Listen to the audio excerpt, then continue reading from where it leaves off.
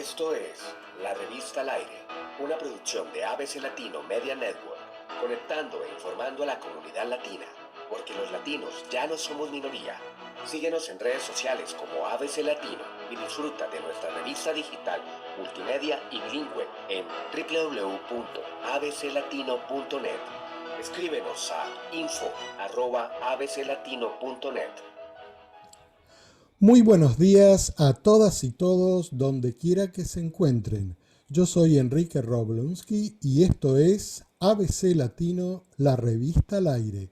Y conmigo, como siempre, aquí en nuestros estudios, Carol Montes. Muy buenos días, Carol. ¿Cómo Buenos estás? días a todos, buenos días, wow, buenos días a toda la audiencia que nos está escuchando.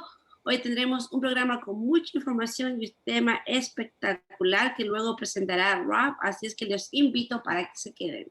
Así es. Y también con nosotros los invitados del día de hoy para hablar de inmigración, como ya nos visitó anteriormente Julia Ponce Vega. ¿Cómo estás, Julia? Muy bien, es un placer estar con ustedes otra vez. Muy bien. Y para nuestro segmento de Mundo Nómada tenemos a una invitada muy especial. Ella es promotora y capacitadora de la lengua y la cultura maya peninsular y está con nosotros desde Playa del Carmen, Quintana Roo, Yucatán, en México. Miriam Morales, ¿cómo estás? Un gusto tenerte con nosotros. Maloquín, Yanaktesh. Muy buenos días, tengan todos. Me da muchísimo gusto estar aquí. Achnibol Aliltitesh. Muchas gracias por invitarnos. Y aquí estamos para compartir un poco de lo que sabemos de nuestro. Muy bien, y estamos aquí ya con ganas de Qué hermoso. trasladarnos a, a México para conversar contigo personalmente. Pero Muchas vamos a gracias. comenzar con inmigración.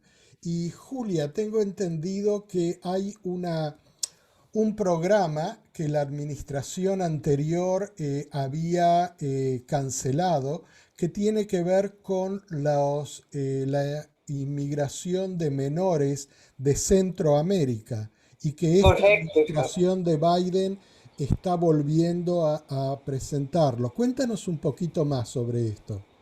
Claro, este programa había estado en efecto antes y fue terminado por la administración previa en el 2018. Este es el programa de menores centroamericanos, refugiados y parole, es decir, con libertad autorizada. Entonces, este programa provee a ciertos menores niños calificados que son nacionales, es decir, ciudadanos de El Salvador, Guatemala y Honduras, igualmente como ciertos miembros de familia de esos niños, con la oportunidad de aplicar para un estatus de refugiado y posiblemente reasentamiento en los Estados Unidos. Pero solo ciertos padres que están legalmente presentes en los Estados Unidos son los que pueden pedir acceso para este programa por parte de sus hijos que califican. ¿Qué quiero decir con un hijo que califica? Pues tiene que ser un menor de El Salvador, Guatemala, Honduras, que no es casado, menor de 21 años y en ciertos casos un padre que está adentro del país con el menor, tal vez hijos de un menor que califica tal vez pueden calificar si es que ellos eran menores de 21 años y no estaban casados. Cuando un menor recibe acceso a este programa, pero lo encuentran inelegible para obtener el estado de refugiado, UCIS, Migración, también le considera para libertad condicional en los Estados Unidos por razones de un beneficio público significante. Pero no como el estado de un refugiado, la libertad condicional no necesariamente le da un camino a cualquier tipo de estado de inmigración, pero sí le permite al menor, digamos, a entrar y a permanecer temporariamente en los Estados Unidos y aplicar para un permiso de trabajo. Entonces, ¿qué tipo de padres pueden calificar estando aquí en los Estados Unidos? Pues puede ser cualquier individuo que tiene por lo menos 18 años y que está presente en los Estados Unidos legalmente bajo una de las siguientes categorías. Por ejemplo, residente permanente, o un padre o una madre que tiene TPS, o que le han dado el gobierno libertad condicional por el mínimo de un año, o tiene acción diferida por el mínimo de un año, o de partida enforzada diferida, o retención de remoción, es decir, que le han dado ese estatus donde retención de remoción quiere decir que el gobierno no va a removerlo del país, pero no necesariamente es por vida. Entonces, para que un padre que tenga un menor en Honduras, en El Salvador o en Guatemala, tiene que tener una de esas categorías para poder aplicar cuando llegue el tiempo para aplicar y en el tiempo que el menor que califica y otros miembros de familia que son elegibles puedan entrar a los Estados Unidos. Personas con libertad condicional y individuales o personas que tienen enforzamiento de la salida forzada diferida deben de haber tenido libertad condicional o acción diferida por el mínimo de un año al tiempo de la aplicación.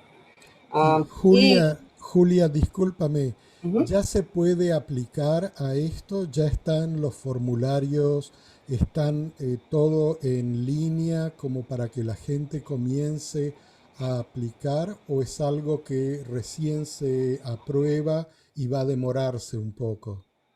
Pues ahorita, por lo que tiene USCIS, que es la agencia de inmigración que procesa todas estas aplicaciones, en su página web, es de que lo que inicia el proceso es que el padre, acuérdese que tiene que calificar y tiene que tener uno de esos estados migratorios de los que hablé anteriormente, tiene que primero meter un formulario que se llama DS-7699, que es como una declaración de la relación para menores, es decir, tiene que declarar cuál es la relación de la persona, el padre, con menores que son nacionales de El Salvador, Guatemala y Honduras. Y eso solo puede tener acceso y completarlo con la ayuda de una agencia designada en los Estados Unidos como una agencia de reasentamiento. Y no hay costo para aplicar para este programa y nadie le debería de cobrar un costo para llenar la aplicación. Entonces, lo tiene que hacer primero con una agencia que es designada como una agencia de reasentamiento de refugiados, como lo es Caridades Católicas, por ejemplo. Y les por recuerdo ejemplo, Julia, sí. Ajá. disculpa, ¿y hay algún lugar en el internet, por ejemplo, donde la gente pueda ir y hay un listado de las agencias que pueden tramitar esto? ¿Cómo hace una persona para saber qué agencia es? Más allá de Caridades Católicas, que tú nos estás diciendo ahora que lo hace, pero si uno quiere buscar estas agencias, ¿cómo las encuentra? puede ir a USCIS o uscis.gov/CAM. Y abajo, donde dice, porque acuérdense toda la información relacionada con estas aplicaciones en la página web de USCIS va a estar en inglés. Así de que si bajamos a donde dice Application Process, puede tal vez buscar en el Department of State, que es el Departamento de Estado, sobre dónde pueden encontrar información sobre otras agencias, o también pueden llamar a la línea de ayuda de Caridades Católicas para ver si es que le pueden proveer información sobre otras agencias aparte de Caridades Católicas. Sé que hay otra que se llama HIAS en la ciudad de Nueva York, pero me gustaría compartir el número de nuestra línea de ayuda, Por que favor. es el 1-800-566-7636. Y también lo que quiero decirles es de que lo que la nueva administración del presidente Biden quiere expandir la posibilidad de estos padres que califican para también hacer este proceso, por ejemplo, a personas que tienen un caso de asilo pendiente. Entonces, antes eso no hubiera sido posible, pero ahora si la persona tiene un caso de asilo pendiente, va a poder también entrar en este proceso y pedir a sus hijos que están en Guatemala, Honduras o El Salvador, por medio de este mismo proceso. Muy interesante, muy buena la información, Julia. Recordemos ese número para comunicarse con alguien en la Oficina de Nuevos Americanos de Caridades Católicas. Es el 1-800-566-7636. Y por supuesto pueden hablar en español en ese número, así como también en muchos otros idiomas. No sé si Caro, tú o Miriam tienen alguna pregunta para Julia. Sí, buenos días, Julia. Cuando ella nombró una aplicación S7609, creo, ¿sí? Correcto. En principio, no es que esa aplicación esté en línea, porque este es un proceso de que tiene que ser completo primero con una agencia que ha sido designada por el gobierno de los Estados Unidos como una agencia de reasentamiento de refugiados. ¿Y qué quiero decir de reasentamiento? Es decir, cuando nosotros hemos aceptado refugiados y les hemos dado un estatus, un estado legal como refugiado, hay agencias que le proveen a esas personas una multitud o variedad de servicios, incluyendo ayudando a dónde van a vivir, conectándolos con otro tipo de servicios sociales. Entonces, eso es en sí lo que hace una agencia de reasentamiento de refugiados. Entonces, por eso, para poder empezar ese proceso, primero hay que empezar a trabajar con una de estas agencias. Como mencioné, también conozco otra que se llama HIAS, pero les digo que lo mejor es que nos llamen para ver y los podamos conectar con una para que ustedes empiecen a hacer este proceso. Muy bien, muchísimas gracias, Julia. Y el número de teléfono nuevamente es el 1-800-566-7636. Hasta la próxima, en que nos traigas también otras noticias buenas como esta para todos aquellos que están viniendo a este país. Muchas gracias, Julia. Gracias a ustedes, un placer siempre. Gracias. Y seguimos aquí en ABC Latino, la revista al aire por 91.3 FM Radio Poughkeepsie. Y recuerden que si se perdieron el comienzo de este programa o quieren volver a escucharlo, lo pueden hacer en las 5 frecuencias de Robin Hood Radio Network, la radio pública de esta región. Y Caro, ¿con qué seguimos ahora en este programa del día de hoy? Bueno, Rob, primero quería dar las gracias, muy excelente, buenas noticias, ¿no? Para nuestra gente de Honduras, El Salvador, Guatemala, creo que eso es muy importante y siempre pueden encontrar el número de teléfono en la Latino, me imagino que pues, está por ahí en alguna de las revistas, ¿cierto? Claro que sí, y nos pueden escribir como siempre a info@abclatino.net y pueden pedir la información y podemos ayudarlos. Y seguimos aquí en la revista Al Aire. No sé si me escuchas bien, Caro. Creo que tenemos algunos problemas técnicos el día de hoy. Creo que el Internet nos está haciendo una mala pasada. También tenemos que recordar que estamos pasando por muchas tormentas eléctricas, y sabemos que dependemos de esos cables por algún lado. Así es que si se corta un poco la conexión, les pedimos perdón porque todo esto está siendo grabado y pues van a haber problemas como esto. Así es que ha un poquito cortado, Rob.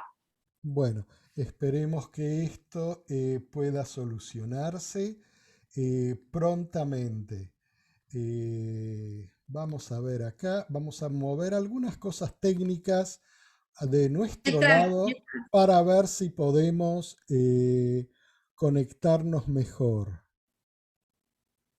Sí. A ver, bueno, pero vamos a seguir adelante, porque como la vida misma, todo tiene días de sol y días de lluvia, y tenemos días muy buenos técnicamente y días no tan buenos técnicamente, pero son los días que nos toca vivir y los vivimos a pleno. Y seguimos con la editorial del día de hoy y qué bueno, yo voy a hacer como se dice aquí en Estados Unidos, un piggybacking.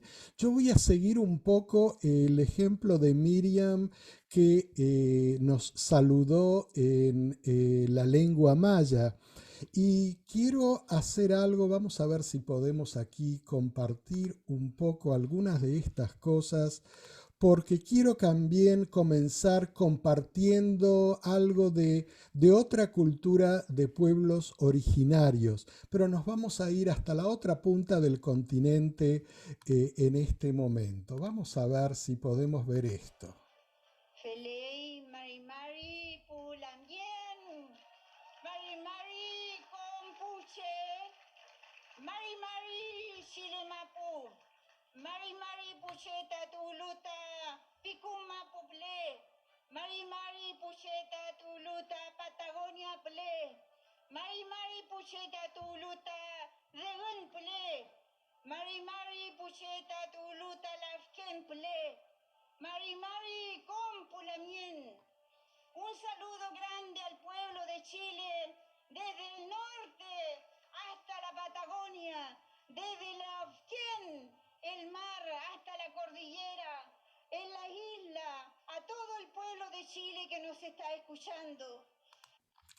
Muy bien, y esta ha sido Elisa Loncón, que es la delegada mapuche a la Convención Constituyente encargada de escribir la nueva constitución para el país hermano de Chile. Y ella ha sido elegida como presidenta de la Asamblea Constituyente. Y estamos en el año 2021. Y voy a saltar en el tiempo acá, porque las cosas son cíclicas y todo ocurre por algo y todo vuelve a ocurrir y siempre damos un pasito más hacia adelante. Pero quiero ir al año 1816, un 9 de julio del año 1816, en donde las Provincias Unidas del Río de la Plata marcaban su independencia política y social del gobierno español. Y las Provincias Unidas del Río de la Plata, en esa declaración de independencia, que fue escrita no solamente en español, sino también en quechua, porque los pueblos originarios de ese entonces, que eran parte integrante de las Provincias Unidas del Río de la Plata, fueron partícipes también de ese congreso que reunió a todos los rincones de lo que eran las Provincias Unidas del Río de la Plata, que luego a través de los años pasaron a ser los países de Argentina, Uruguay, Paraguay, Bolivia, Chile y Perú. Todos esos países en la época colonial del 1800 constituían las Provincias Unidas del Río de la Plata. Y todas esas regiones, incluyendo todos los pueblos originarios tan importantes de lo que era la zona del Gran Potosí, actual Colombia, como lo era la zona del Alto Perú, el actual Perú y la zona andina, tenían sus pueblos originarios que participaron de esta asamblea que marcó la independencia de todas estas regiones. Y como siempre decimos en este programa, o yo ya dije otras veces, es lindo recordar de dónde venimos para poder ver claramente y elegir claramente a dónde queremos ir. Así que felicitamos a todos los que están en este momento trabajando en la redacción de esta nueva constitución para Chile y recordamos a todos esos pueblos que se unieron para declarar su independencia. Y el 9 de julio es el día que se celebra la independencia de Argentina. Pero para muchos, muchísimos, no es la independencia de Argentina. Fue la independencia de todo un conglomerado de pueblos que convivían y que eran toda una unidad, y siempre aspiramos a que esa unidad sudamericana vuelva a concertarse de alguna manera. Los intentos existen, han existido y creemos que van a volver a existir. De todos modos, creo que este es un paso importante que está viviendo el pueblo chileno y los acompañamos en esta trayectoria. Y Caro, tú te vas a ir ahora de visita a tu país natal, que es Chile, así que ya nos vas a estar contando qué está ocurriendo ahí en los próximos programas, ¿verdad? Sí, esperemos que la conexión nos ayude y estaré encantada de transmitir todo lo que está ocurriendo, lo que se siente, porque es distinto estar ahí en el lugar y poder conversar con la gente. Pero me gustó algo muy importante que dijiste, Rob, que dijiste, es importante recordar de dónde venimos, pero creo que también es muy importante honrarlos, porque recordar lo podemos hacer, pero honrarlos y respetarlos es algo que tenemos que trabajar día a día y lo tenemos que pasar a nuestras generaciones. Tenemos un compromiso muy grande como madres y padres de transmitir la importancia que tienen ellos para nosotros. Muy bien dicho. Y vamos con una canción.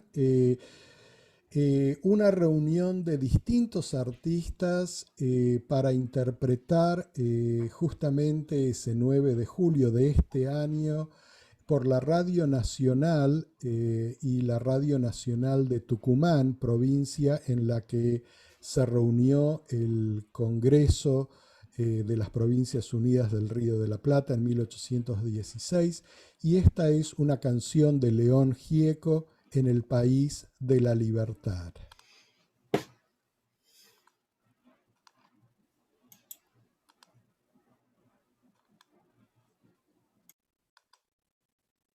A ver si podemos acá, vamos a volver, algo no nos dejó funcionar.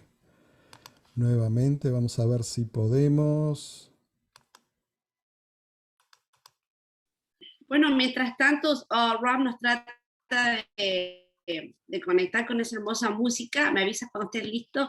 Miriam, ¿qué piensan ustedes de lo que está ocurriendo en Chile? No sé si habías recibido esa noticia o es algo que estás un poquito sorprendida, estás orgullosa. Me gustaría saber qué piensas tú. Sí, claro que sí, es muy emocionante. Lo supimos hace unos días, se compartió ahora sí que en las redes, en el grupo de promotores que somos aquí en el área maya, y lo sentimos como algo completamente, digamos, aparte del orgullo que nos puede dar, no solo por lo que se está logrando, sino por lo que logra una hermana originaria, ¿sí? También por lo que logra una mujer. Entonces, que eso se le suma porque aquí en la península y de Yucatán, precisamente en el área maya, se está dando digamos, lo mismo, una apertura un poco más intensa, podríamos decirle, a la participación de la mujer en espacios que antes no habían, que no se le permitía o, digamos, se le cortaba por ciertas cuestiones de, no solo por, digamos, discriminación, sino algunas por la justificación de la tradición, ¿no? Entonces, así es. Entonces, lo tomamos como algo sumamente motivador, o sea, como algo que nos está diciendo, esto es lo que se está haciendo, este es el momento, este es el espacio, y lo celebramos, digamos, nosotros en el grupo, en nuestro grupo de promotoras, lo celebramos con muchísima alegría. Así es. Y Miriam, fíjate que yo cambié aquí, para los que nos siguen por YouTube, cambié aquí un poco el background mío porque estamos ahora en el frente de las oficinas de ABC Latino con nuestra nómada. Y la nómada, nuestra camioneta nómada, ha recorrido México de norte a sur, de este a oeste, la parte continental, la parte de baja y mucho tiempo pasando por toda la zona de Yucatán y de todos esos hermosos lugares que tiene México, conociendo la cultura, conociendo los pueblos de esa región. Y hoy vamos a estar hablando del artículo de Mundo Nómada que aparece en la revista del mes de julio, donde hablamos de las fiestas mayas y de las ceremonias mayas. Y entonces, para hablar de eso, vamos a ver, mira, yo me voy a trasladar así con la magia esta que nos permite la tecnología, que a veces funciona y a veces no funciona del todo bien, pero vamos a ver si me puedo volver a trasladar en este momento y ahí tú nos vas a decir dónde me voy y vamos a hablar un poco de estas cosas. Y sí, aquí estamos nuevamente con eso de la magia de la tecnología. ¿Me puedes ver, Miriam? Sí, sí, ahí está el castillo. Bueno, le llaman el castillo a esa pirámide en Chichen Itza, Así es, estamos en Chichén en Itzá, Yucatán, así es. en Yucatán, y esta gran pirámide. Y estamos hablando contigo porque queremos que nos cuentes un poco la simbología detrás de los festivales mayas, detrás de las invocaciones que se hacen. Estamos aquí con esta imagen de la gran pirámide de Chichén Itzá y yo no he estado ahí en el equinoccio, pero sí he leído, está y me han comentado cuando estuve ahí, que en el equinoccio de primavera hay una sombra que se da con la pirámide y el sol, y es la sombra de una serpiente que parte de la pirámide. Y todo eso es parte de la gran simbología maya. Cuéntanos un poquito, ¿cómo es eso? Sí, claro que sí, es sumamente maravilloso. Ahora sí que nosotros nos sentimos orgullosos de ser descendientes, ¿sí? De esos constructores, porque las pirámides, o sea, todas las pirámides están alineadas a ciertos puntos, sobre todo, aparte de los puntos cósmicos, puntos celestes, también a el posicionamiento del sol en cierto momento del año. Entonces, todo esto tiene una medición y para eso me tendría yo que trasladar a un tema más antiguo, que es el tema de los calendarios.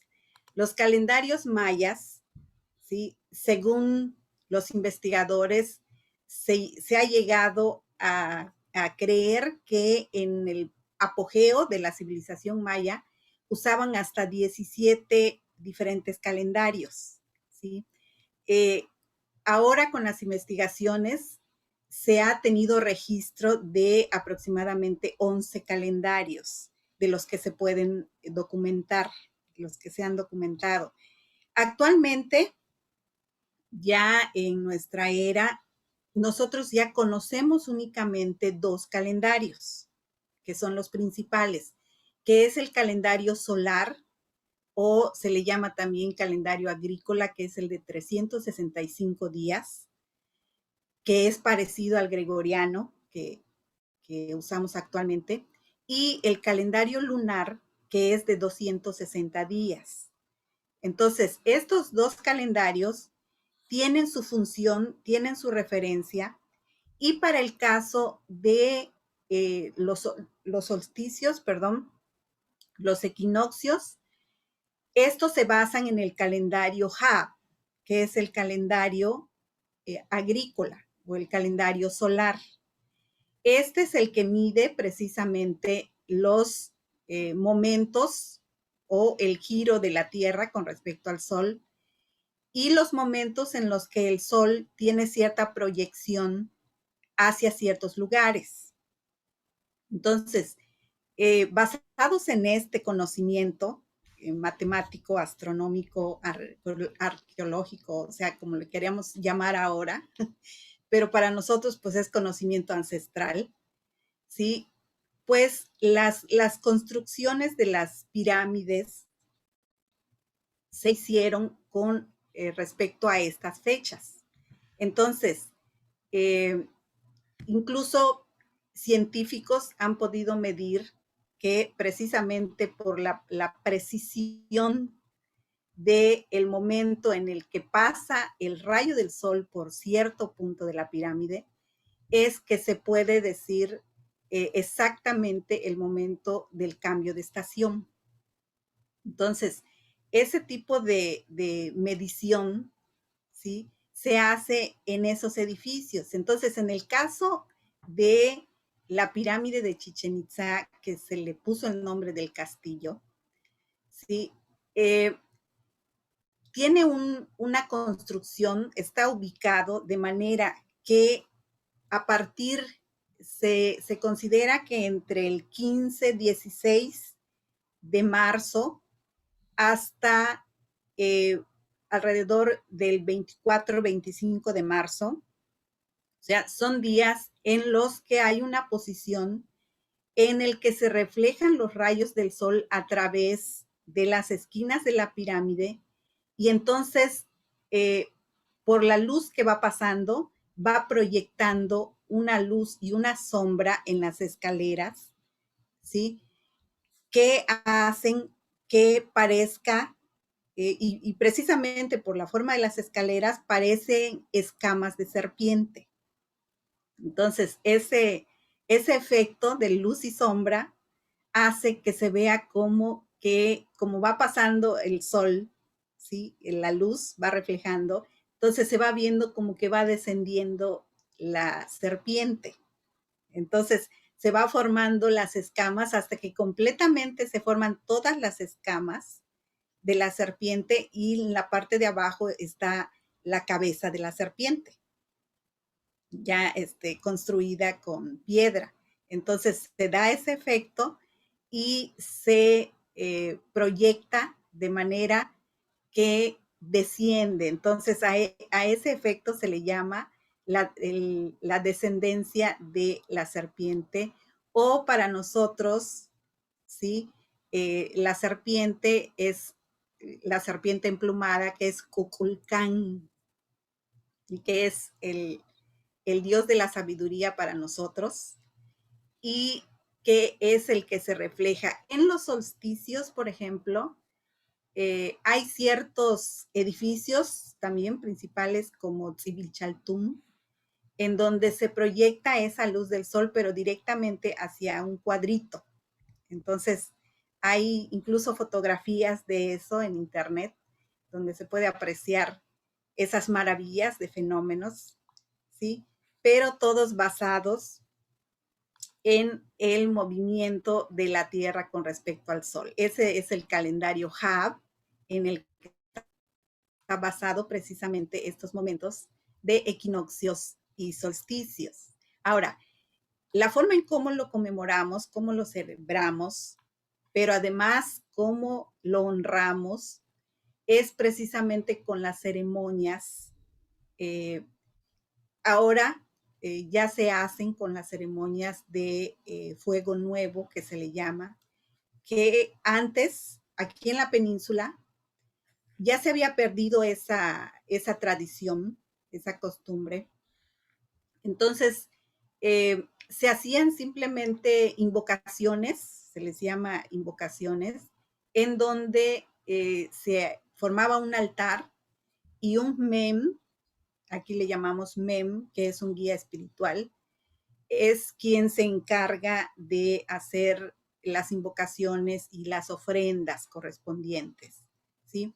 Pero en los últimos años, por la relación que ya se tiene con Guatemala, porque en Guatemala se conserva la ceremonia más antigua, que es la del Fuego Nuevo, y ahí se forman como guías espirituales tanto hombres como mujeres.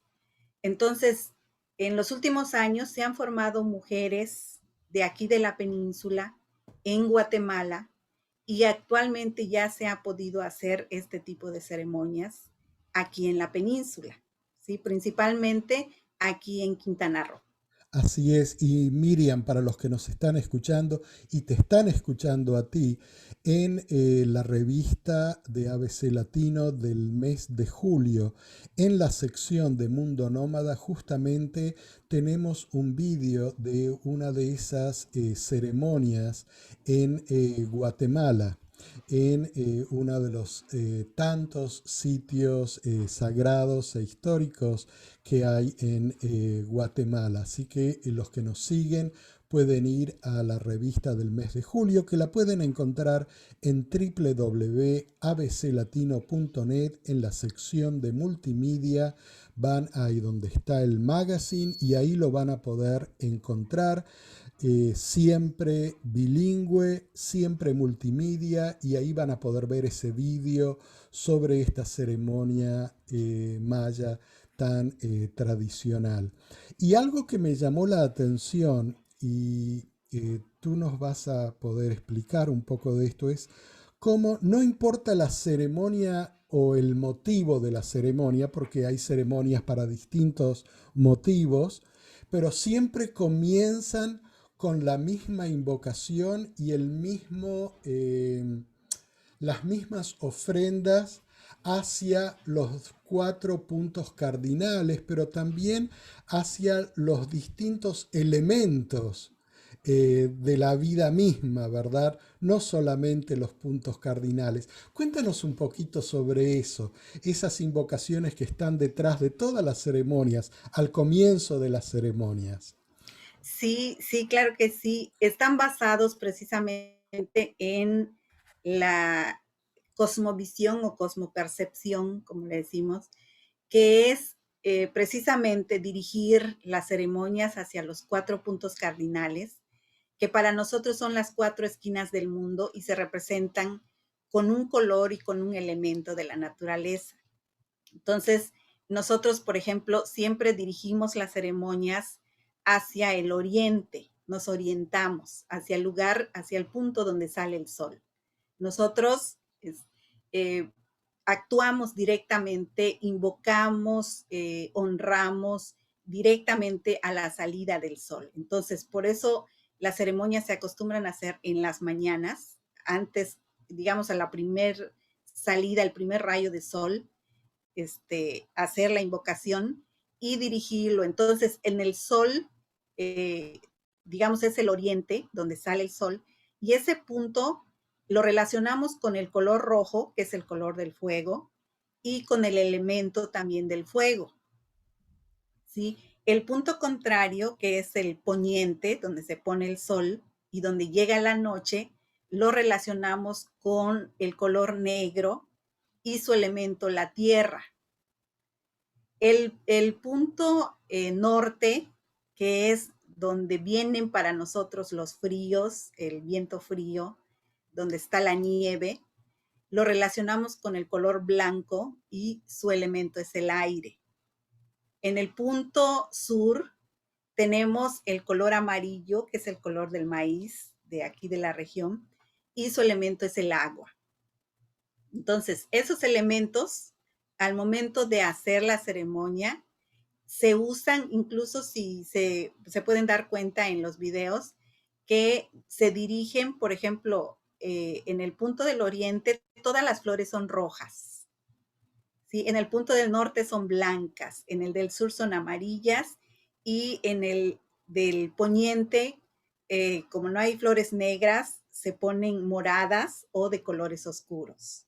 Entonces, y así se van colocando durante la ceremonia, y eso hace que se vea colorido, y todavía le ponen las velas de colores, también relacionados con esos elementos, y se hacen ofrendas de los elementos, digamos, de la naturaleza. Por ejemplo, elementos relacionados con la tierra, ofrendas relacionadas con el agua, ¿sí? Con el fuego, el aire. Entonces, se hace toda la ofrenda muy colorida. Y sobre todo, lo que se pone como base es la miel. Se le pone miel porque la miel es el kap, que para nosotros es el yokol kap, o es la tierra. O sea, este plano terrenal donde estamos, porque según nuestra cosmovisión también tenemos los 3 niveles, que es el supramundo, donde están los Oxlajuntlicú, o los 13 señores del cielo, el Yocolcap, donde estamos nosotros, que es el mundo, donde podemos vernos, y después tenemos el Metnal, o el inframundo, o el Xibalba en quiché, que es donde están los Bolonticú, o los 9 señores del inframundo. Que los 13 señores del supramundo se relacionan con las horas del día, y los 9 señores del inframundo con las horas de la noche. Entonces, todo esto tiene que ver con la naturaleza, con el movimiento del sol, como decía, porque el sol es nuestro padre, la tierra es nuestra madre, ¿sí? Entonces, tiene que haber esa combinación para que haya fertilidad, para que haya vida, y eso es lo que nos da vida. Entonces, por eso los elementos son nuestros hermanos, son nuestros guardianes, son nuestros protectores, y nos honramos en cada ceremonia a nuestro Padre Sol y a nuestra Madre Tierra. Qué hermoso, qué cosas tan hermosas. Y sabes, Caro, que yo he tenido ocasión y para mí un gran privilegio de presenciar lo que Miriam estaba describiendo, de cuando el sol sale en el este y esas primeras oraciones e invocaciones de la mañana en las ruinas de Tulum, donde hay una de las tantas construcciones que hay ahí que están ubicadas frente al mar, y al salir el sol se proyecta y entra perfectamente en una de esas aberturas y parece como si fuera una autopista dorada que viene desde el sol a través del mar y entra en este edificio de observación ahí en Tulum, en la costa, que es algo realmente maravilloso. Y lo curioso, pero me llamó mucho la atención que en todos estos asentamientos, Tulum, Chichen Itzá, Palenque y tantos otros a través de México. En todos hay las pirámides principales, todos los edificios donde la población vivía y convivía, pero también tienen sus observatorios. Cada uno de estos lugares un poco apartados y no son los más visitados generalmente porque no son los más visibles, pero sí están ahí en algún costado entre la selva, entre los distintos edificios y tienen sus observatorios que seguramente eran utilizados por, no sé si tendrían astrónomos o sacerdotes quien los utilizaba, pero cada uno de estos emplazamientos urbanos tienen su observatorio. Sí, sí, es parte, como mencionaba, es parte de la tradición o, digamos, la forma, que ahora se dice tradición, pero nosotros sostenemos que es ciencia, es un tipo de ciencia, ¿sí? El de la observación y el registro. Y precisamente el resultado son los calendarios que mencionaba. Esa observación y registro de movimientos astrales, de movimientos solares, de todo esto que ahora sabemos, ¿no? Que es ciencia y se desglosa como astronomía o otro tipo de nombre que le ponemos, pues es conocimiento ancestral que se asentaba en calendarios. Entonces, gracias a esto, precisamente, pues es que se construían con precisión, digamos, estas pirámides, estos lugares sagrados que tenían esta función, ¿no? Entonces, tiene incluso en Tulum precisamente, así como mencionaba Rob, muy interesante ese, digamos, esos fenómenos que podemos ver allá y que tienen relación con las otras construcciones, ¿no? Incluso cómo están ubicadas las otras construcciones, la función que tenían, ¿sí? De protección y también de faro, se podría decir, también para momentos del día, momentos de la noche. Entonces, tenían una función, ¿no? Y sobre todo, precisamente, los observatorios, ¿sí? Que están, el más famoso que conocemos es el Caracol de Chichen Itzá, pero sabemos que en los otros sitios también los hay, ¿sí? Claro. Fíjate que me sorprendió a mí muchísimo estando en Cancún, que más allá de toda la parte turística, que es lo que se conoce a Cancún pero tiene un museo de cultura maya hermosísimo. Y está ubicado el museo en el centro de un emplazamiento maya. Y algo que a mí me encantó fue que no es del todo visible. Tú puedes ir por la carretera, por la ruta, y lo pasas de largo y ni te das cuenta que está ahí a un costado. Pero si sabes dónde ir y entras ahí, tienes no solamente el museo con piezas muy interesantes, sino que también está el emplazamiento. Ahora no me acuerdo el nombre de ese emplazamiento, pero puedes ver las construcciones mayas en su propio hábitat, en el medio del bosque, de esa zona de bosque y selva, en esa región.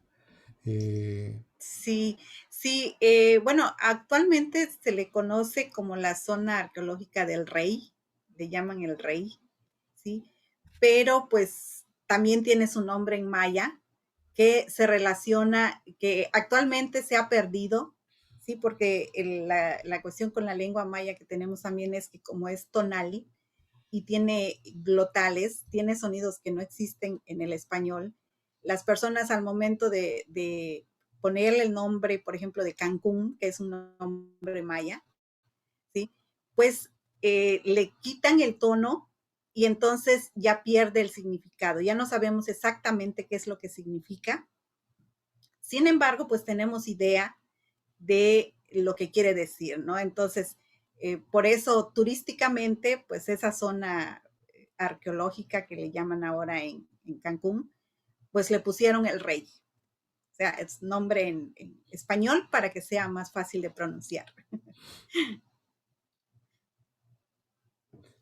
Qué impresionante. Tengo una consulta. Sí, Sabemos que todas estas ceremonias siempre tienen envuelta la comida, como toda cultura, ¿no? ¿Existe algún tipo de ayuno o comida especial antes de comenzar la ceremonia? Porque sabemos que es muy temprano, como tú dices, tiene que esperar la salida del sol por el oriente, entonces lo hacen con una forma comen algo especial, toman algo, qué tipo de, cómo está la comida envuelta en esa parte de la tradición. sí, para quienes ofician la ceremonia, que son los ajki, eh, que se les llama los guías espirituales, ellos sí tienen una preparación previa. Incluso de días anteriores tienen que tener cierta abstención de ciertas cosas, ¿sí? Eh, para poder tener la energía concentrada para el manejo y la comunicación con el fuego, porque es manejo muy fuerte de energía, digamos, yo estuve, solamente para poner un ejemplo, yo estuve en una ceremonia el 28 de junio, precisamente, tuvimos la ceremonia de inicio de Año Nuevo, pero del Tzolk'in. Ujú. Entonces, esas ceremonias en el Washahki Bats que se hacen, ¿sí? Son para ofrendar tanto por el año nuevo, o sea, por el inicio de un nuevo ciclo de 260 días, como por la formación de nuevos Ahki. Entonces, ahí se maneja una energía muy grande. Entonces, en una ceremonia en la que estuvimos aquí en Felipe Carrillo, Puerto Quintana Roo, pues se dio una energía muy densa y la persona que oficiaba la guía espiritual que oficiaba, tuvo un enorme, digamos, desgaste que estuvo a punto de desvanecerse, ¿sí? Pero pues logró recuperarse en comunicación con el fuego y se pudo terminar la ceremonia, ¿sí? Pero es una, digamos, es una actividad muy desgastante en la que sí se tienen que preparar con días de anticipación. Se elige, obviamente, la ceremonia se elige en el día en el que debe ser, de acuerdo al calendario, pero la preparación de la guía espiritual o el guía espiritual tiene que ser de días anteriores, ¿sí? Incluso el momento anterior a la ceremonia tiene que tener una preparación previa. Wow, qué interesante. Sí. Y hay algo, Caro, hay algo que es también muy sagrado para los pueblos así mesoamericanos, que es el chocolate, ¿verdad? El Así, cacao. el cacao puro, que es el que se toma como bebida muchas veces en estas ceremonias, y también el tabaco, ¿verdad? Uh -huh. Sí, sí, son los elementos que principales que se ofrendan, que se ponen en la ofrenda. Se ofrenda el cacao, incluso el cacao, los granos sirven para ir contando los días, porque se hace la cuenta de los días en las invocaciones. Se invocan a los 20 días o las 20 energías de los 20 días del calendario. Entonces se hacen las cuentas y las cuentas se hacen con el cacao, con los granos de cacao.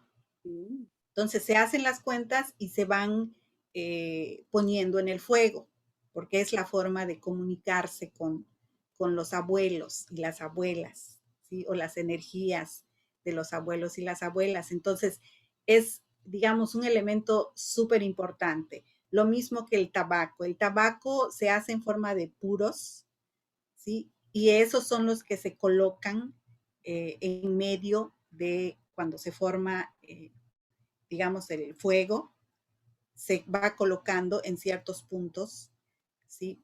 Porque son de los elementos más importantes. Pero el cacao es básico. El cacao, la miel, el tabaco son básicos para las ceremonias. El cacao se quema cuando lo colocan ahí. Sí, ok. O sea, perdón, y también el tabaco, los dos.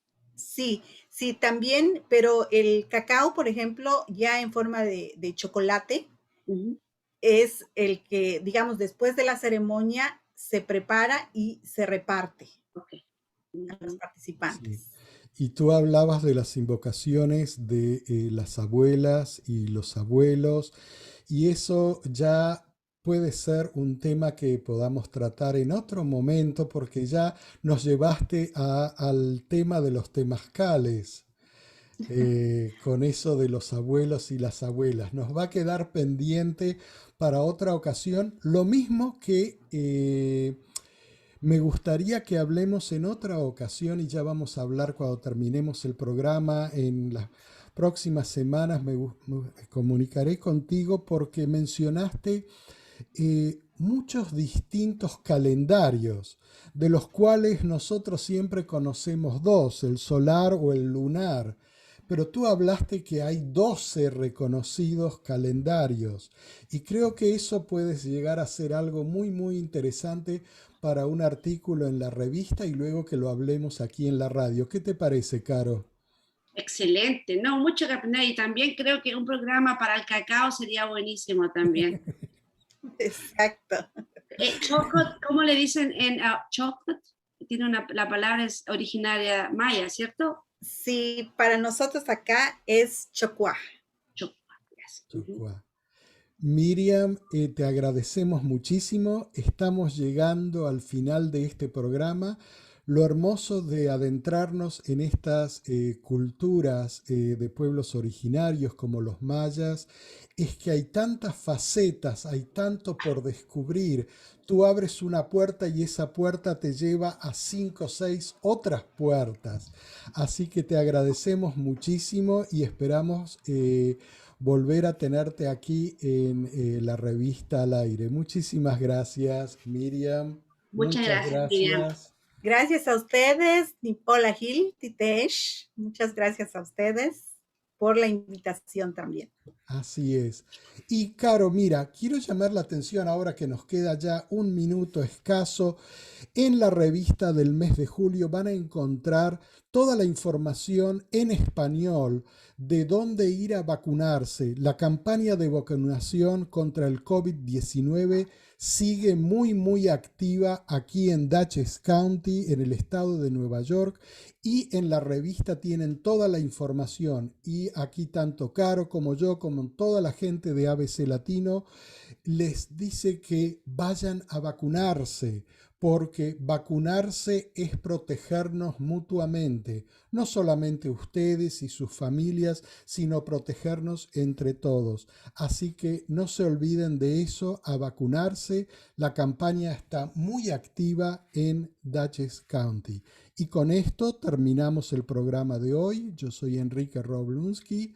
Caro, hasta la próxima en que hablaremos contigo desde Chile, ¿verdad? Y esperemos que sea así. Y también, no sé si quieres pasar rápido la información del evento que va a pasar en Newburgh de Tito Puentes Jr. o lo dejamos para el próximo Lo show. dejamos para la próxima porque vamos a tener a Tito con nosotros, el Ah, próximo excelente. programa. Qué mejor. Ok, muy bien. Chao, hasta la Gracias. Chao. próxima. Esto es La Revista al Aire, una producción de ABC Latino Media Network, conectando e informando a la comunidad latina, porque los latinos ya no somos minoría. Síguenos en redes sociales como ABC Latino y disfruta de nuestra revista digital, multimedia y bilingüe en www.abclatino.net. Escríbenos a info@abclatino.net.